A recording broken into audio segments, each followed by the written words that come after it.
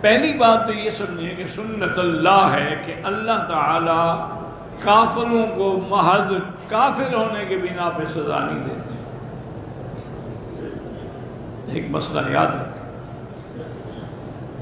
اللہ نے قرآن نازل کر دیا، پیغمبر بھیج دیا، بتلا دیا کہ جو چاہے مان لے اور جو چاہے نہ لے، من شاء منکم فلیؤمن ومن شاء فلیکفر۔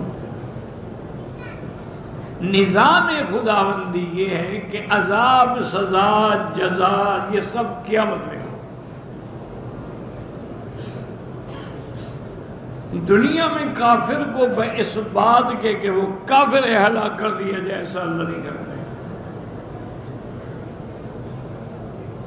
صرف ان کافر قوموں کو برباد کیا جاتا ہے جو کفر کے ساتھ فسق و فجور میں بھی مبتلا ہو جائیں اور مجرم فساد فی الارض کے مرتکب ہوں، ان پر اللہ کا عذاب ہے۔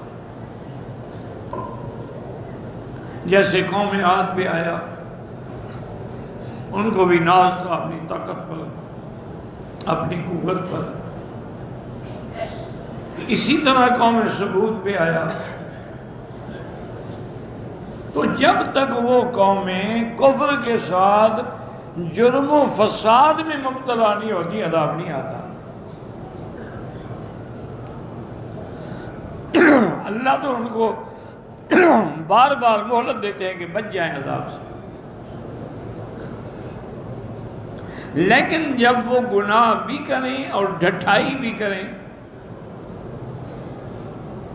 ایک تو ایمان نہ لے آئے اور پھر نبی کو بھی کہیں کہ نہیں یہ جادوگر ہے۔ جیسے کہ اب لوط کی قوم کی انتہا ہو گئی کہ جو وہ فاحشہ کرتے تھے، کوئی شرمندگی ہوتی ہے، کوئی حیا ہوتا ہے، آدمی اپنے بزرگوں کے سامنے بھی گناہ نہیں کرتا، وہ نبی کے سامنے آ کے کھڑے ہو گئے۔